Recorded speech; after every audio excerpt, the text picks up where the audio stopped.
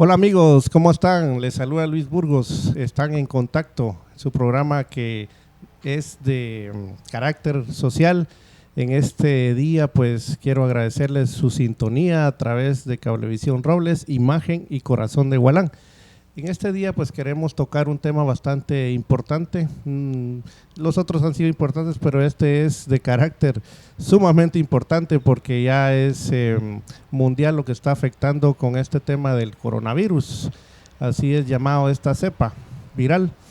Quiero dar las gracias en esta mañana por acompañarnos y por, ahí sí que ustedes aceptaron pues nuestra invitación, ¿verdad? Sé que están bastante ocupados, sus cargos son bastante importantes, pero quiero presentar a la doctora Rosana Carranza Peña. Ella es médico y tiene una especialidad, es epidemióloga. Y al doctor Gerson Franco, coordinador del distrito de Hualán. Bienvenidos al programa En Contacto. Gracias por estar aquí. El hecho de poderlos invitar a ustedes y que ustedes acepten pues esta invitación es muy importante para nosotros, el pueblo hualanteco y todas sus comunidades, porque como bien decía en la mañana, es un tema de carácter mundial, es un tema que nos afecta a todos, todos estamos involucrados, y qué mejor que invitar a las personas que saben del tema, ¿verdad? Porque pues en las redes sociales, en otros medios de comunicación, pues sale mucha información y a veces solo la recopian, ¿verdad? La reenvían, y realmente pues aquí tenemos a las personas indicadas para que ellos pues nos den pues una información más amplia y veraz de qué es lo que está sucediendo y máximo pues lo que nos interesa aquí en nuestro país. Doctora Carranza, quisiera que usted nos ayudara a mí me gusta ir siempre desde el inicio, ¿verdad? En el sentido de que para mucha gente, porque esta señal va a muchos lugares de Hualán, hay mucha gente que no sabe qué es el coronavirus y usted quisiera que nos explicara qué es este virus, qué es el coronavirus y cómo se origina este virus. Bueno, muchas gracias. La verdad es que en lo personal y como parte del equipo técnico al que pertenezco del área de salud estamos muy agradecidos con Hualán, porque en otros momentos, pues ahorita estamos hablando en prevención, en como preparando y acompañando a la población en lo que muchos medios y redes han generado un poco de pánico, ¿verdad? Y yo estoy muy agradecida en eventos anteriores, la historia está ahí guardadita, ¿verdad? La experiencia de Hualán, con los albergues cuando el deslave de la Unión, también el apoyo del personal y la comunidad cuando nos tocó investigar brotes en el pasado. Entonces, la verdad es que pues muy agradecidos también de que nos tomen en cuenta el día de hoy. Realmente este es un tema que está alertando a todo el mundo. El nuevo coronavirus, que así se llamó primeramente cuando empezó a identificarse ya el brote, finales de diciembre. Durante el mes de diciembre hubo unos casos que fueron notificados. Para el 31 de diciembre ya en la China continental, el sistema de salud ya declaró que sí tenía una infección por un nuevo virus. Ellos ya tenían una experiencia bastante importante con el síndrome de insuficiencia respiratoria del adulto y con también el síndrome del Medio Oriente. Ambos fueron causados por un coronavirus. Ellos solo en los estudios que llevan ahorita de diciembre para acá han identificado 400 diferentes coronavirus. O sea, el coronavirus es un virus que tiene características especiales para generar enfermedad respiratoria, para incluso, como ya lo saben algunas personas, puede llegar a ser mortal en determinada magnitud, ¿verdad? Entonces se origina nuevo, existen una gran cantidad, ¿verdad? Y como bien ayer nos hacía saber también nuestro presidente, coronavirus han habido en Guatemala. De hecho, hoy por hoy, usted podría, si está enfermo y quiere saber qué germen le está causando una enfermedad, hay una serie de estudios que pueden hacerse en donde Guatemala ha tenido disponibilidad para diagnosticar coronavirus, pero este es un nuevo virus, como pasó con la influenza H1N1, se hizo cambios, un virus existente, lo que llamamos mutaciones, que generó una nueva estructura genética que todavía está en estudio. Lo que sabemos es que es un virus que enferma de la vía respiratoria agudamente, gravemente, en algunos casos incluso hasta producir la muerte. Hay varias hipótesis y una es de que su origen es la más sostenida, es que está en un tipo de murciélago, porque igual el murciélago fue el que trasladó a unos dromedarios para el MERS y para el SARS también, para otro animal salvaje, de tal forma que vino el murciélago, trasladó a un intermediario que era un otro animal y ese en contacto con los humanos lo trasladó al humano. Entonces lo mismo pasó ahora, ¿verdad? Se cree que pudo haber sido el murciélago. También se habla de las serpientes y más recientemente es de una especie que nosotros la identificamos como armado, ¿verdad? Por la apariencia física. Le llaman pangolín. Pangolín es una especie de armado para nosotros cuyas escamas son bastante grandes. De hecho, las dimensiones del animal es más grande del armado que nosotros conocemos y que allí habían localizado o identificado también la presencia del virus. Exclusivamente la gente que está estudiando esto, incluso en China continental, no saben exactamente, pero hay muchas hipótesis que dicen que un tipo de murciélago trasladó a esos animales. Y se cree porque los principales o los primeros casos se originaron en el contacto con animales vivos. También anda por ahí una hipótesis de que si comían los animales, pero resulta que es que no es tanto el comerlo, el chino come, a diferencia de nosotros que congelamos la comida para la semana, y no digo Norteamérica lo hace mucho más que nosotros, los chinos comen carne fresca, la que sea, comen producto fresco, entonces compran el animal vivo y lo consumen muy cercanamente al momento de la compra. Entonces existe la hipótesis de que no fue al cocinarlo y consumirlo, sino que al estar en contacto con el animal vivo. Pero ya luego, pues esto ya ha generado otra serie de hipótesis porque ya la gente, ya sea precisamente en China, ya se contagió de contacto de persona a persona, pero el origen es así, un coronavirus ya existente o varios mutaron y generaron un nuevo coronavirus que en las imágenes de la web lo vemos muy bonito, ¿verdad? Se ve hasta divertido, pero realmente lo siguen estudiando y las nuevas imágenes que hemos visto no son agradables, parecen como ya tenemos la creencia de que hace daño, lo vemos como feo. Sí, porque digamos en las imágenes le llaman coronavirus por el tipo de figura que representa, que ¿verdad? En su cápsula, ¿verdad? En su membrana. Por eso se cree que como forman como una corona, le dieron por decirle así, pero así son muchos, solo que cada una de esas partes de la corona varían en cada especie, que como digo, solo en estos tiempos han visto más de 400 diferentes, pero hay uno en particular que es el causante de esta epidemia. Correcto, gracias doctora por la información. O sea que prácticamente, digamos, este tipo de cepas, digamos, viven en algunos animales que son portadores, pero ya en el contacto, digamos, con el ser humano, eso nosotros ya no somos portadores, sino básicamente somos los receptores. Sí, ya digamos, somos receptores para que la enfermedad se genere. Se desarrolle, lo que le llamamos a esos animales, que no sabemos si va a ser uno o van a ser los tres, es como reservorio, ¿verdad? Ahí está, en algunos que dicen que hay algunos asintomáticos, entonces son como los huéspedes que mantienen el virus, y en determinada susceptibilidad de cada persona puede generar enfermedad de diferente grado, diferente magnitud de severidad. ¿Y cómo se transmite entonces, digamos, la persona que porta, digamos, esa cepa, que es la cepa 19, entiendo, ¿verdad? La más reciente actualización que hemos recibido es que a la enfermedad, es dada por CDC y OPS, es que a la enfermedad se le llama COVID-19 y es causado por el virus ahora llamado, después de nuevo coronavirus de nCoV-19 2019 y luego COVID-19, el virus en sí está siendo llamado como SARS-CoV-2. Este es el virus y la enfermedad está siendo llamada COVID-19, pero igual es indistinto en lo que nos acostumbramos porque es algo muy nuevo, ¿verdad? Todos estamos dando por llamarle como COVID-19, ¿verdad? Pero digamos, cuando una persona está infectada. Exacto, cuando a una persona está infectada de cualquier enfermedad y tose, o si alguno de nosotros en condiciones de salud estable aquí estornudáramos, Es como que si de nuestra boca saliera el dispositivo de un aerosol ambiental, ¿verdad? De un desodorante ambiental o de un insecticida en aerosol. Se dispersa, ¿verdad? A gran magnitud todo lo que sale de nosotros como gotitas de saliva.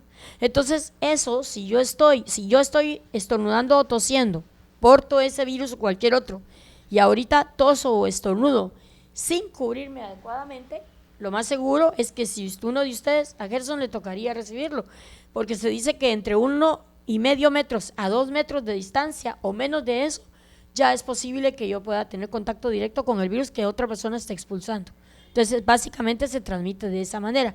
Estudios más recientes han estado demostrando que podría, al igual que unos virus que no son respiratorios, que pudiera quedarse en superficies por un determinado tiempo. Y eso hace, ¿qué pasa? Que yo, si estuviera en este aparato, yo lo lleve en mi mano. Si estuviera en la mesa, a partir de ahorita, yo lo llevaré en mi mano. Yo estornudé, tosé, vine, me acomodé la ropa, ¿verdad? Y luego vengo yo y le digo, a Gerson, nos saludo de esta manera, inmediatamente yo le estoy trasladando. Entonces, por eso es que se transmite tan rápidamente. Y eso le iba a preguntar, doctora, porque precisamente eso le iba a preguntar, porque, digamos, como hay cuando uno va al médico, ¿verdad? Y se siente mal, y el médico le dice, eso es viral, le dice, está en el ambiente. Entonces, eso le iba a preguntar si esta enfermedad estuviera en algún lugar, una superficie, como usted indica, o en el aire, ¿verdad? Lo que sucede es que estamos seguros de que no estamos seguros de que permanezca en el aire. Acuérdense que esto es muy nuevo, de que permanezca en el aire, pero es que si en el aire que circula en este lugar al menos una persona estornuda o tose y se moviliza entre nosotros, seguramente todo el ambiente se va a contaminar rápidamente. Y dijimos, está en el aire. No, es que tuvo que venir de una secreción nasal o orofaringia de alguien, ¿verdad? Pero se va dispersando de a poco. Cuando alguien está agudamente enfermo, estornuda y tose a cada rato, uno ni cuenta se da.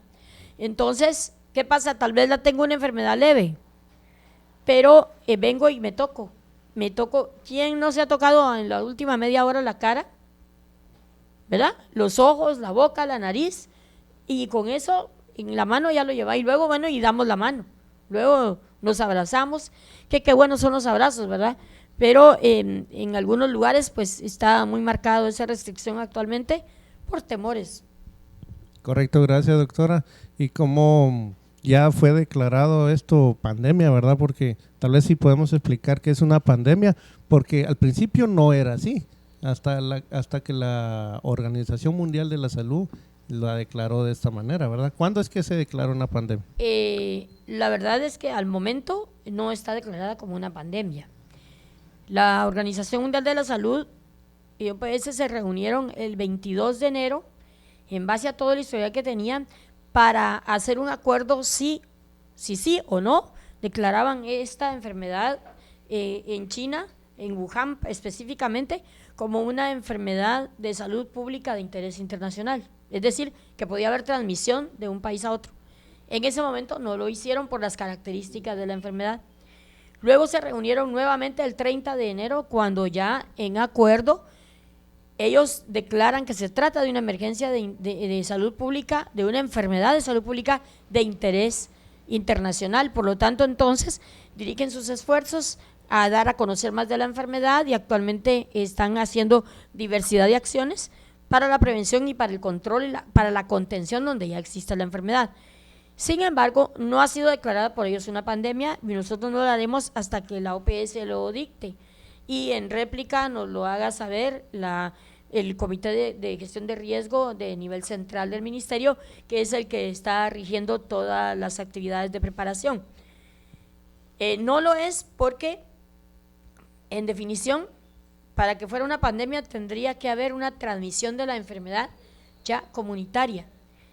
Hasta hace muy poco se había evidenciado que algunos países fuera de China habían tenido que Canadá 2, que Estados Unidos 2, y así países en los que había habido un contagio de persona a persona en el lugar. Pero ambos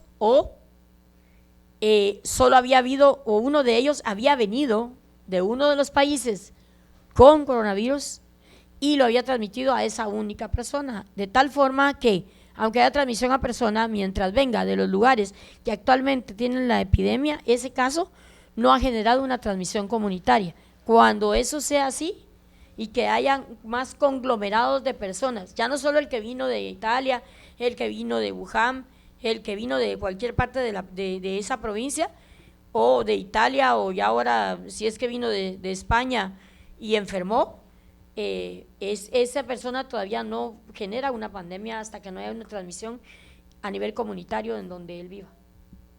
Cuando haya más de una transmisión de persona a persona en el lugar sin relación a viaje. Correcto, entendemos muy bien eso, gracias doctora Carranza.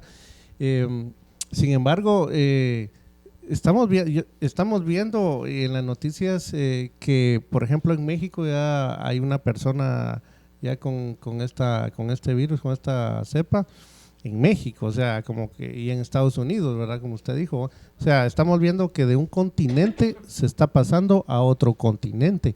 Entonces, no sé qué pensar sobre eso, ¿verdad? Porque si están esperando que se multiplique eso, está un poquito complicado eso, pero lo importante es que sí estamos viendo es que ya están en acción, ¿verdad? Todas las instituciones para ir previniendo esto, ¿verdad? Sí, así es. Quisiera preguntarle al doctor Gerson, ¿qué está haciendo el gobierno de Guatemala para hacer las prevenciones respectivas en nuestro país? Bueno, ante todo, muy buen día y gracias por la invitación que nos hacen el día de hoy. Lo que está haciendo ahorita el gobierno prácticamente es dar información sobre el tema, dar información sobre el coronavirus, los medios de contagio de este virus y cómo poder prevenir el contagio del mismo, ¿verdad? Para en determinado momento estemos en contacto o ya se den casos, espero en Dios que no sea de esa manera, pero sepamos cómo evitar el contagio de uno a otro paciente. Así es. O sea, el gobierno ahorita está haciendo, digamos, el tema de la instrucción, las prevenciones y todo eso, ¿verdad? Anuncios, me imagino. Así es. Avisos por televisión, por la radio. Por la radio, televisión, capacitaciones al personal de salud. Incluso platicábamos en la reunión de Comude que hubo el jueves pasado, ya empezamos a socializar el tema, dar a conocer la forma de contagio, la forma de prevención, a qué personas son a las que más afecta el virus, en las cuales ha habido más casos en cuanto a mortalidad se refiere, ¿verdad? Entonces, todo esto lo hemos estado platicando tanto a nivel de centro de salud, tanto a nivel de municipalidad, incluso ya iniciamos las coordinaciones con la Comisión de Salud a nivel municipal para llegar a todas las comunidades por medio de los COCODES e informar a la población para que estén enteradas sobre el tema que está sucediendo actualmente. Gracias, doctor Gerson. Digamos, como ustedes sabrán, pues en los desastres naturales en el área de terremoto, pues siempre hay simulacros. En el área médica, por ejemplo, ¿qué pasaría si Dios no lo quiera, como usted dijo, ¿verdad? No lo deseamos, pero ¿qué pasaría hipotéticamente si hubiera un caso en el área, en la región de Zacapa, nuestra región?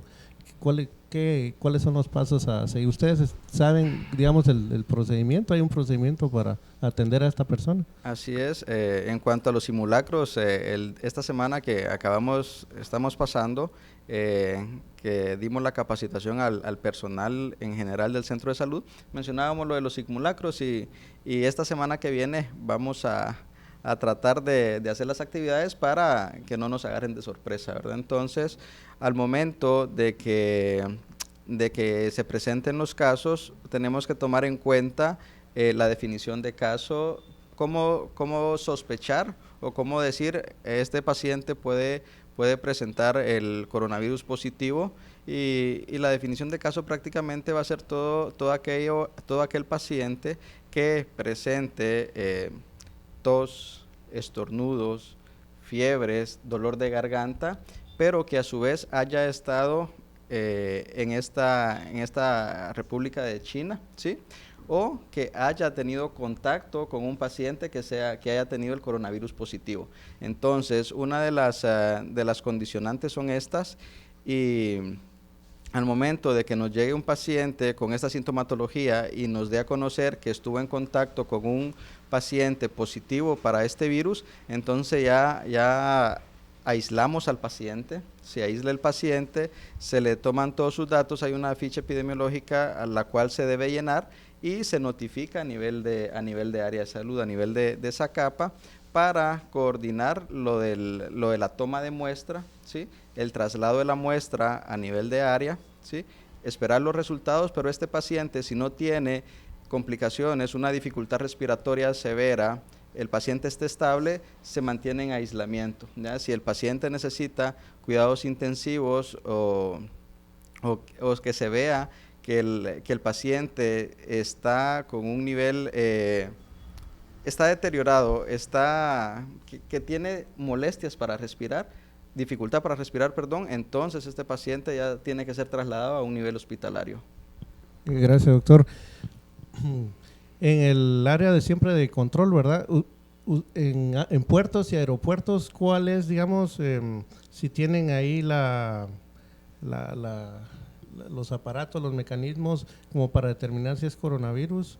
¿Tienen ahí o siempre los mandan, digamos, en el caso de aquí, por ejemplo, ustedes, dónde mandan esa muestra para que puedan determinar si es o no a la capital, o tenemos aquí en la región de Zacapa o en Chiquimula alguna forma de determinar eso? Por el momento se va a abastecer a nivel de área esta semana que viene. Primero ellos ya van a mandar los medios de transporte para poder tomar al paciente acá en Gualán. Si hubiese un caso sospechoso, se manda a nivel del área de salud de Zacapa y ahí se haría la prueba. ¿Y en cuánto tiempo tenemos ese resultado? Doctor, ahí sí. Sí, doctora Carranza. Miren, es bien, para mí pues hasta emociona decir esto, porque como cuando uno le apasionan las cosas, hasta emociona decir esto, ¿verdad? Hasta hace un par de semanas no teníamos capacidad diagnóstica en Guatemala. Tenemos de muchas cosas, y una de las cosas buenas que nos dejó la pandemia de influenza es que Guatemala tiene un Centro Nacional de Influenza, es decir, un laboratorio con nivel de seguridad internacional suficiente para trabajar influenza y una serie de virus más. De tal forma que a la coordinadora del Centro Nacional de Influenza fue convocada para un fortalecimiento a nivel internacional que se desarrolló en México. Y OPS, entiendo, y no sé el origen, si es OPS, si el Ministerio de Salud los adquirió en cuanto a lo económico, eso no me urge saberlo a mí, pero sí me satisface saber que hemos sido proveídos, lo decían ayer, de más de 1.500 muestras por el momento, que claro, se va a discriminar su uso, como bien decía el doctor Franco, bajo la condición de que un paciente tenga esa definición operacional de caso, que dentro de un brote, una epidemia, esa definición podría ir cambiando, se podría ir ampliando a que un evento inusitado, un evento de respiratorio agudo grave amerite una hospitalización y se sospeche porque, o como dice él, estuvo en China o estuvo en contacto con alguien confirmado para nuevo coronavirus, entonces se va a realizar la prueba. Dependiendo de las condiciones clínicas, se toma la muestra, si es leve o moderado, como decía el doctor, se hace aquí en el distrito o en el que toque, y si está en condiciones que amerita hospitalización, se transfiere porque un tiempo puede ser muy valioso, se refiere al paciente y entonces también el hospital está en condiciones de tomar la muestra. En este momento ningún área de salud, ningún hospital de referencia puede hacer la prueba, sino que el Centro Nacional de Influenza recibe, una vez la muestra llegue en menos de 24 horas de haber sido tomada, llegue al Centro Nacional de Influenza, se le hace un diagnóstico, pasa por 2 etapas y entonces estaríamos pensando que en 48 horas 72 horas podríamos tener resultado, ¿verdad? Si hay alguna condición especial dentro del laboratorio que amerite, como pasó en México, correrle una segunda prueba o algo, pues ese tiempo ya no lo podemos medir nosotros, sino los expertos en laboratorio, pero estaríamos hablando de que en el mínimo tiempo posible tendríamos resultado, que no notificaríamos nosotros, sino que los primeros casos seguramente van a ser notificados por el señor ministro, por el señor presidente. Gracias. los síntomas de la influenza y los síntomas de esta cepa son muy parecidos, porque si vemos que los síntomas, pues igual dolor de cabeza, dificultad para respirar, dolor de cuerpo, todo lo que son los síntomas, ¿verdad?, de la cepa. Estas personas pueden ir al centro de salud para que se hagan la prueba, o ustedes las descartan como eso, porque cuando uno tiene dificultad para respirar, siente que se muere. Exacto. ¿Verdad? Entonces, ¿cómo lo tratan, digamos? Definitivamente, como le había mencionado anteriormente, tiene que cumplir la definición de caso. Tiene que cumplir la definición de caso de el paciente presentar fiebre, dolor de garganta, tos, y ese punto importante, si ha viajado, no ha viajado, si ha tenido contacto con paciente que sea positivo. Entonces, en nuestro medio, la mayoría de pacientes llega por resfriado común, molestias, tos, estornudos, dolor de garganta, pero tiene que cumplir la definición de caso para poder enviar y hacerle esta prueba, ¿verdad?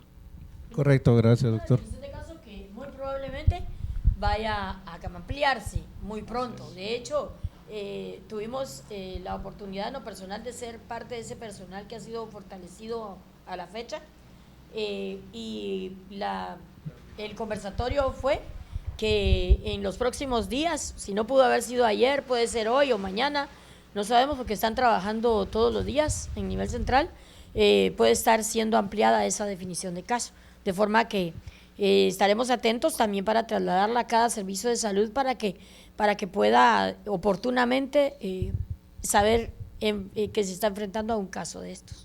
Y esto es bien delicado, ¿verdad? Porque todo el personal que trabaja en el área de salud en general está propenso a cualquier contagio, ¿verdad? Porque veíamos nosotros cómo tratan, cuál es el tratamiento, digamos, en China y en México, cómo llevaban al paciente ya determinado con esta cepa, ¿verdad?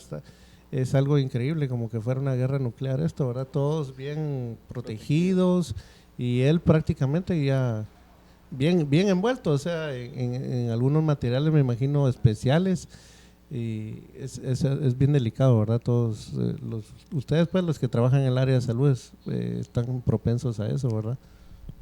Así es, pero de igual manera, a nivel de área ya están las gestiones para proporcionar su respectiva bata, ¿ya? Sus lentes, su mascarilla, ya contamos acá en el servicio para protegernos ante cualquier caso sospechoso, ¿sí?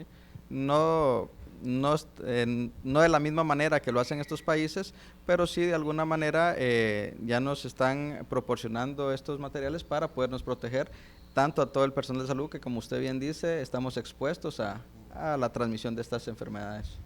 Gracias, doctor. Doctora Carranza, ¿cómo prevenir entonces en una comunidad? ¿Cómo podemos ir previniendo todo este tipo de afecciones? Bueno, a nivel comunitario, lo que voy a decir ahorita pudiera sonar una molestia y disculpas si eso genera ese tipo de reacción, porque les voy a pedir que desde hoy que están oyendo hablar de esto, se laven las manos más seguido. Y pedirle a una comunidad que no tiene agua intubada, que tiene que lavarse las manos varias veces al día, pero hay gente que sí lo tiene, es más, a veces gente que le toca lamentablemente comprar el agua con cierta frecuencia, le toca después descartar el agua porque no la utilizó completamente. Hay que aprovechar el recurso donde sí se tiene, sea el agua que corra o que la tengan que comprar, lo importante es protegerse, que tienen el recurso básico, agua y jabón. Todos nosotros aquí, los que estamos aquí, hace una hora, por lo menos en una hora hacia atrás, ya debimos habernos lavado las manos. Entonces, eso es importante, el lavado de manos. El lavado de manos que no es como dice el dicho popular, guache, ¿verdad? No, si es posible y tengo suficiente agua y jabón, voy a hacer que el jabón pase por todas mis manos, ¿verdad? Y si me permite, doctor, voy a hacer que si se puede que haga espuma, porque eso me indica a mí No todos los jabones hacen espuma, pero me indica a mí de que tengo jabón en las manos. Luego de hacerlo y haber jugado ese jabón en las palmas, debo utilizarlo en el dorso, entre los dedos y el dorso de toda la mano. Una primero, la otra después. Primero esto, luego en el dorso. Luego entonces, como esto facilitó de que yo lavara los dedos, debo hacer esto con el pulgar porque el pulgar no lo he expuesto al jabón lo suficiente. Luego las uñas, entonces tengo que hacer esto. ¿Esto lleva cuánto? 20, 30, 40 y a algunas personas hasta 60 segundos. Es lo que está recomendado. De 20 a 60 segundos, lavarse con agua y jabón. Hay momentos, para el personal de salud hay más momentos que para otras personas, porque lo tiene que hacer antes y después de tener contacto con pacientes, no esperando el coronavirus, en cualquier momento, ¿verdad? Todos, antes, después de comer, parece, también a veces la gente se ríe cuando les digo también antes de ir al baño, no después, antes de ir al baño. O sea, hay diferentes momentos en el día que el lavado de manos. Y si ustedes habrán notado, yo misma estoy en un nuevo proceso de habituarme, ¿verdad? Alguien me vio y se rió hace rato porque no hice esto cuando tosí. Esto es lo que debo hacer cuando toso, esto es lo que debo hacer cuando estornudo. Lo más pronto posible hacer llegar el lado interno de mi codo para depositar ahí cualquier flush que sale cuando yo toso o estornudo. La etiqueta de la tos.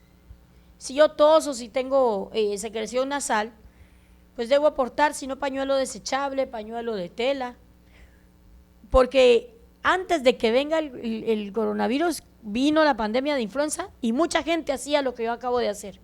Se lavaba sus manos con frecuencia, estornudaba cubriéndose, utilizaba pañuelo desechable para cuando tosía o estornudaba, y se ha dejado de hacer esa práctica. Lo importante de esto, de la etiqueta de la tos, en ese sentido, de cubrirnos nariz y boca, de cubrirnos para estornudar y toser, de utilizar pañuelo, de lavarnos las manos, eso es algo que debiéramos hacer para protegernos de cualquier germen, ¿verdad? Básicamente, la medida principal es el lavado de manos.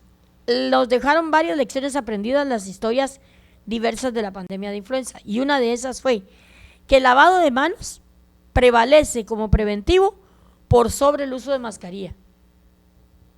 Mira, yo recuerdo, tuvimos unas cuantas experiencias, ¿verdad?, de que nos pidieron, exacto, que nos pidieron que un evento deportivo, en vez de suspenderlo porque ya teníamos influenza aquí, se desarrolló, no era un evento deportivo, era un evento religioso en un estadio, mejor dicho. ¿Y qué pasó? Bueno, ellos se reunieron, pero el siguiente, eso fue a media semana. El fin de semana, como vieron que sí se había realizado el evento religioso, decidieron que sí se corría, sí se hacía el partido de fútbol. ¿Y cuál fue? Una solicitud, no sé, sentida, urgida. Ya ven, eso no se hace, se debe hacer esto. ¿Qué pasó? De mascarillas. Y tenía usted repartidas las mascarillas en todos los asistentes al estadio. Luego las mascarillas no tardaron en tirarlas al suelo. ¿Y cuántas de esas personas habían lavado las manos? Entonces, básicamente, en eso está. Algo muy especial, miren, cuando los hombres que sí son caballeros, cuando una dama está llorando o incluso uno de sus compañeros tiene algún problema respiratorio, viene, ya no digo si llore porque se vale llorar todos, ¿verdad? Viene, por ejemplo, lo más común es que ante las lágrimas de alguien o de una dama, el caballero saca su pañuelo y se lo da. ¿Y qué hace uno con el pañuelo? Seca las lágrimas, limpia la nariz, se lleva todos toca los la cara y luego, pues, por el momento lo meto en la bolsa. Ya dejé algo en la bolsa, lo que vaya para la bolsa después a contaminarse. Pero, se me olvidaba, ¿verdad? Y le devuelvo su pañuelo. Y ese pañuelo él se lo lleva, muy probablemente, bien contaminado. Hay maestros que prefieren no dar la mano, históricamente, maestros de nosotros que históricamente no dan la mano. Y puede ser una grosería, pero habrán lugares donde sí se va a acostumbrar temporalmente que no se va a dar la mano, que no se va a abrazar. El Señor, sí, es que en verdad esto nos llega a nosotros como ya llegó a países cercanos. Gracias, doctora. Siempre en la fase de prevención, digamos, ahorita no se ha, digamos, enviado la información que es necesario usar, digamos, a una persona que tenga estos síntomas como la influencia. Lo más recomendable podría ser también que use algún tipo de mascarilla. Yo soy de la opinión en lo personal que un enfermo de cualquier tipo de gripe, no sabe si es influenza, si es un resfriado común y qué germen lo produce, le dura una semana, a uno le dura 2 semanas, entonces debe de tener cierto grado de aislamiento. Entonces, si aislarse o poner una barrera con los cercanos que son su familia, la pareja, los hijos, los padres, que son más susceptibles, los mayores, ¿verdad? Entonces podría usar el enfermo, hoy por hoy, el enfermo puede usar la mascarilla. Posiblemente en el futuro, si se presenta esta epidemia con nosotros, los oiga decir que más gente va a usar la mascarilla, pero hoy por hoy la mascarilla se la daríamos. Incluso en los servicios de salud se acostumbra que cuando el paciente es conocido por determinada enfermedad respiratoria, se le da la mascarilla para que permanezca en el servicio de salud con la mascarilla. No se puede hacer eso con todos, porque me va a pasar lo mismo que en el estadio. Da la vuelta a enfermería, da la vuelta el doctor y la tiran y eso es valioso. Entonces, sí puede ser que el enfermo use una mascarilla mientras esté en contacto con los demás, ¿verdad? Pero hay cosas mucho más prudentes, como lavarse las manos y la cara, como evitar estar en contacto con la gente. Qué bueno querernos, qué bueno trabajar, qué buenísimo estudiar, pero si hay posibilidades, las que lo tengan, de estando agudamente enfermos de una gripe, ausentarse del colegio, de la escuela o del trabajo, es conveniente que se haga temporalmente, mientras pasa la etapa aguda de mayor transmisión de la enfermedad, ¿verdad? Yo pienso que con eso hacemos mucho más que poniéndole mascarilla a todo el mundo, aunque está recomendado en determinados momentos y durante el desarrollo de este evento de salud se pueden ir cambiando las recomendaciones y no sé si otro día que nos vean platicando aquí, nos vean con mascarilla todos. Yo espero que no, porque de ninguna manera los queremos alarmar. Lo que queremos pedirles es que tengan calma, que se informen y que de las recomendaciones, por sencillas y por irrisorias que parezcan, como no compartir un pañuelo, no compartir el celular ni un lapicero para prevenir una enfermedad, pues que lo hagan, que se rían los demás, que se enojen los demás, pero es lo conveniente. Correcto, gracias doctora. Sí, la verdad es que son recomendaciones bastante importantes como para prevenir, ¿verdad? Y algunas personas dirán, mejor no voy a ir para prevenir a trabajar, ¿verdad? Van a llamar ahí, mire, tengo influencia, ya no voy. Pero que se compre su mascarilla, ¿verdad? Ya le tocará a la gente indicada investigar las verdaderas razones. En el tema de, digamos, de clima, por ejemplo, la información que se está generando, digamos, es que esta cepa, digamos, no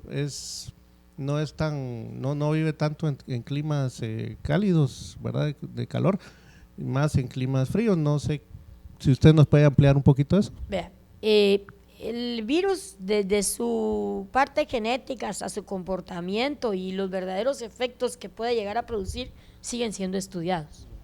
Y eso es algo que algunos ya lo han estudiado. Hay diferentes grupos de pacientes que ya han sido estudiados, pero hay tal diversidad, no es una constante, ni la temperatura, ni el clima en general, las condiciones de lluvia, nieve, sol, no es constante en todos los países en donde han sido afectados. Sí, específicamente en el lugar donde se originó, ¿verdad? Donde ha habido el mayor número de casos, sí. Entonces vemos que efectivamente en clima frío le va mejor al virus, ¿verdad? Para poderse transmitir. Pero realmente es algo que nosotros hoy por hoy no le podemos decir con absolutez. Mire, aquí como hay calor, no va a llegar el virus. Mira hoy cómo estamos, no sé a qué temperatura estamos, pero exactamente hay frío. Y en Oriente, ¿verdad? Entonces es algo que no está escrito en piedra. Hay grupos de estudio que han determinado eso, pero que no pueden extrapolarlo a todos los países ni a todas las condiciones en las que el virus puede sobrevivir. Es lo que les comentaba a ustedes, ¿verdad? Al principio del programa, que pues hay mucha información que sale en las redes sociales y que estas preguntas se las hago por lo mismo, ¿verdad? Porque hay mucha información que sale ahí en las redes sociales y que esto, que el otro. Entonces, yo pienso que lo mejor es escuchar, digamos, del tema con las personas que conocen, con las personas que saben, que están en el tema a nivel nacional, y por esa razón es que está la doctora Carranza y el doctor Franco aquí con nosotros, ¿verdad? Gracias a ustedes por sintonizarnos siempre. Recuerden que estamos también en Facebook en Contacto. Este programa pues todos los viernes a las 7 de la noche lo va a ver usted, y repetición a las 6 de la tarde el día sábado. Así que pendientes ahí para cuando se edite el programa y se pueda subir ahí a las redes sociales también. Cuando una persona es diagnosticada y se está tratando, digamos, con esta cepa, ¿se cura o cuál es el tratamiento que le hacen, digamos, a esta persona? Bueno, la magnitud en cuanto al número de casos que ha alcanzado la infección ha podido evidenciar que de los miles de casos, hablando específicamente en el lugar donde más evidencia tenemos, ¿verdad?, que es Wuhan y la provincia que lo rodea, se ha podido demostrar que del 21 al 25% han alcanzado un grado de severidad, o lo que llamamos nosotros, ha tenido una infección respiratoria aguda grave. El resto se ha quedado en el leve o moderado. Lo que ha pasado con la mayoría de los leves y moderados es que la enfermedad le ha durado a algunos un poco más de una semana, a algunos 2 semanas, en condiciones de características leves o moderadas. Entonces, hay recuperados, hay miles de recuperados. De que empezó la epidemia, hay miles de recuperados. Hay una cantidad, como les digo, un 21, 25% de gente que ha alcanzado un grado de severidad, dentro de los que han estado, los que han fallecido, que no superan el 3% de los enfermos. Les hablo de más de 85,000 enfermos y que de 3 de cada 100 podrían haber fallecido. Por eso las imágenes que vemos, pero como máximo. Pero sí ha sido curable para un buen grupo.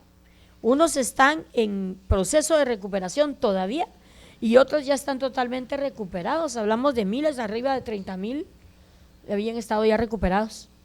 O sea que sí hay esperanza, digamos, porque por ahí estaba también dentro de la información que se genera, Israel, por ejemplo, estaba estudiando esto, y Estados Unidos, para tener la cura. Hablaban de cura de esta enfermedad. Entonces, por eso le hacía esa pregunta, porque entonces, ¿qué tratamiento le hacen a estas personas para que se curen, verdad? Porque si el 25% no lo logra, ¿a qué se debe? Porque me imagino que de repente es por el sistema inmunológico de cada persona también. Sí, lo que sucede es que hay tratan los síntomas.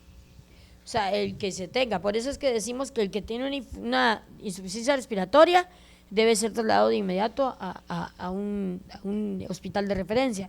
Sin embargo, todos los síntomas, que para algunos son leves o moderados, serán igualmente muy molestos, ¿verdad?, han recibido tratamiento, le llamamos sintomático. Es decir, que para la variedad de síntomas como fiebre, tos, dolor de garganta, dolor de cabeza, náusea, vómito, diarrea que han tenido, para eso han recibido el tratamiento. Pero se ha demostrado para algunos grupos que han sido estudiados, que se han publicado en revistas indexadas, o sea que tienen un cierto grado de credibilidad, que efectivamente se han recuperado luego del tratamiento sintomático, no porque hayan tenido un tratamiento específico para el virus, porque todavía no lo hay, ¿verdad? Todavía se está trabajando, ya hay gente trabajando en vacuna, por ejemplo. El tratamiento específico, exclusivo para combatir el virus, no lo hay.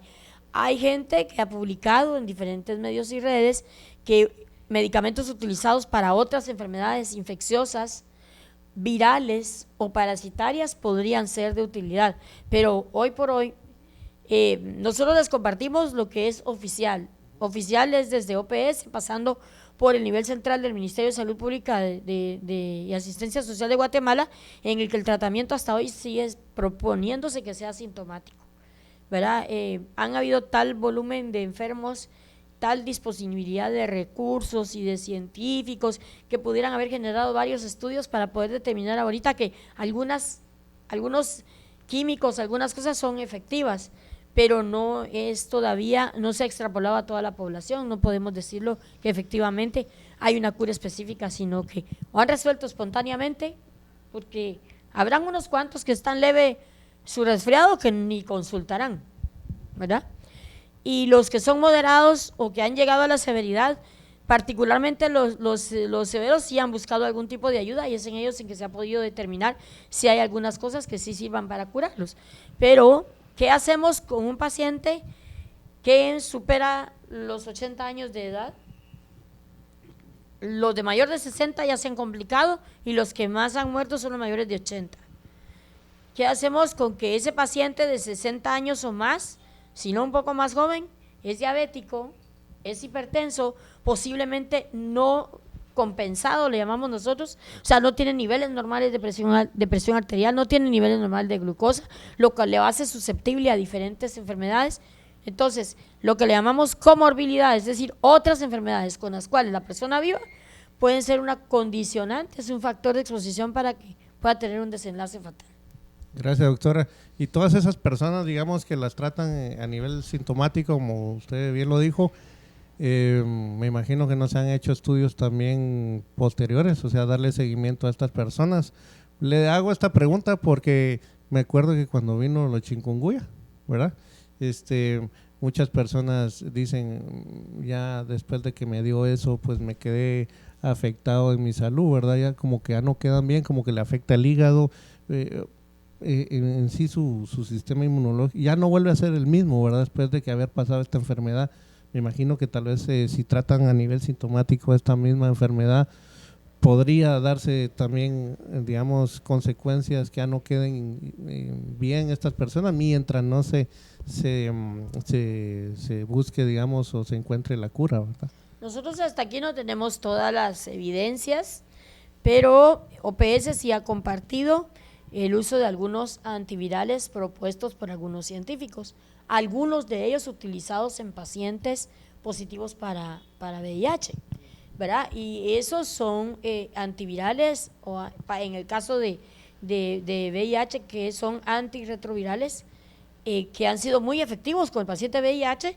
Entonces ha mostrado diferentes niveles de efectividad, pero todos ellos, hablamos de alrededor de unos 6 antivirales que podrían estar siendo utilizados por diferentes grupos, que en este momento, pues esto está dejando muchas lecciones. Entonces, no hay conclusión al respecto todavía de que el día de mañana que América Latina o cualquier otro continente pueda tener la epidemia, la pueda tratar específicamente con uno de esos medicamentos, ¿verdad? Todavía no podemos decir que son absolutamente efectivos y que están siendo recomendados. Partiendo de ahí, se tiene la experiencia, se han usado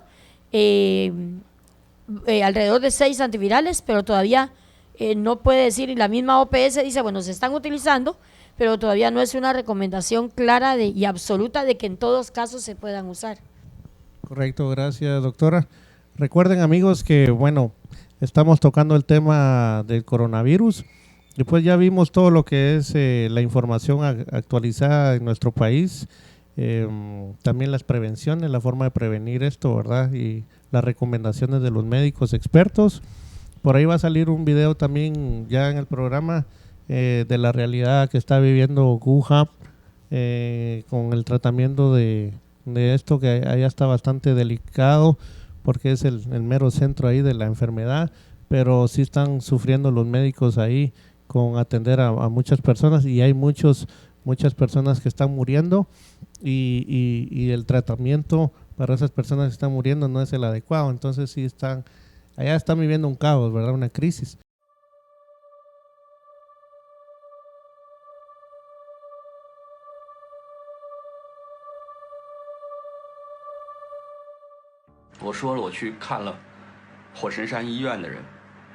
施工现场的人特别的辛苦，工人2班倒、3班倒，24小时轮番作业。那个中层、基层管理者，工人还能倒班，基层管理者基本没有休息的时间。见着我们说俩眼通红，嗓子沙哑，说我没工夫管你啊，你口罩放下你就该干啥干啥，工地你想看看吧。我已经3天没回去了，每天就睡2、3个小时。我紧张你们了。我不想回家，我不想回家过年啊！你们做了什么？你们做了什么？你们5个只是看了8个病，还他妈1天4个班，还把我们除了8个班只是3班，我们不想活。你自己看。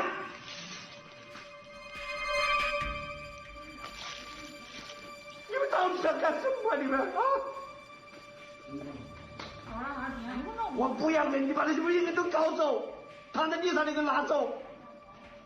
我没有闹，这病躺那么多怎么办？我们生人不要说我们逃命，我们这里也上就是等死了，我们就是等死了。我们每回参加累都要累死了，天天上班1天休息都没有。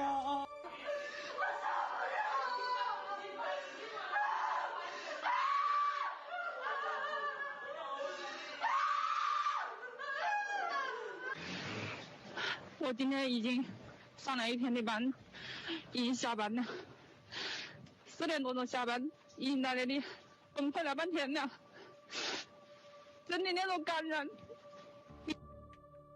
这个电视那里报道的可怕多了，蛮多，他们医生出来的估计大概有10万人，我们今天那里10几个医生，一天都看了100多个。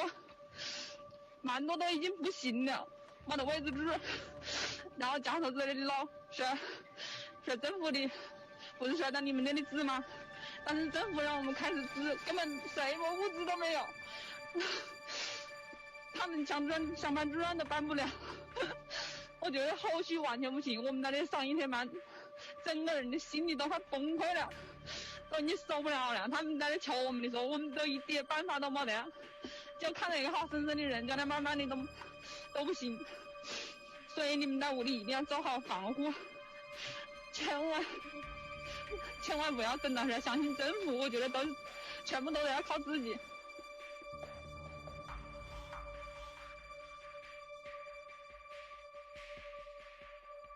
上午到现在没有人。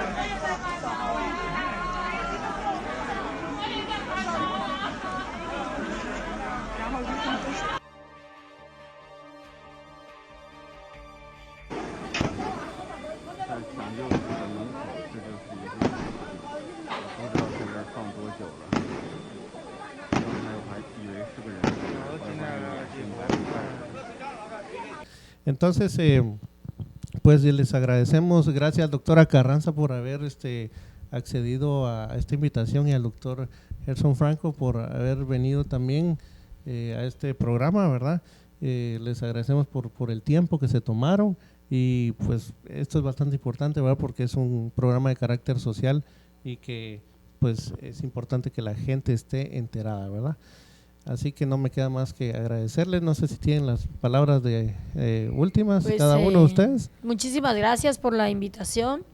Es una oportunidad valiosa para poderle decir a la comunidad de Hualán y de otros lugares donde llegue este programa que por el momento pues lo que las autoridades nos están pidiendo es que guardemos la calma, que hagamos esto, compartamos acerca de la forma de prevenir para empezar ya a prevenir, para tomar en serio el lavarme las manos o desinfectármelas con alcohol gel, el desinfectar con cloro, con alcohol superficies, el tratar prontamente una enfermedad respiratoria para que no se complique y luego nos haga pensar que tenemos un nuevo coronavirus. No implica que no tener la enfermedad, no implica que el resto de enfermedades a las que estamos enfrentados, como la misma influenza, como otra serie de gérmenes, pudiera atenderse porque lo merece nuestra familia de manera pronta, de manera eficaz.